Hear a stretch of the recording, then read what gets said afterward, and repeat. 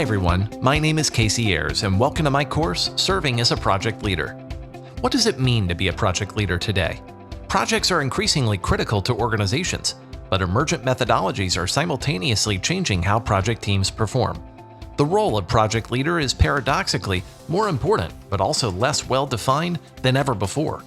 In this course, we'll explore how an adaptive mindset and understanding of servant leadership can help project leaders succeed in any environment.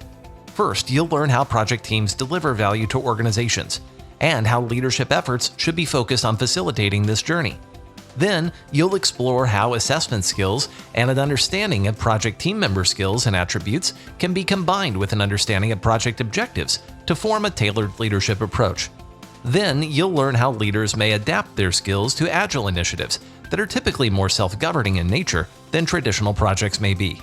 By the end of this course, you'll understand the role of leaders within project initiatives and how you can shape your approach to best fit your team, your mission, and your environment to facilitate success. Before beginning this course, you should be familiar with some of the principles of project management in order to better relate to the material we'll discuss.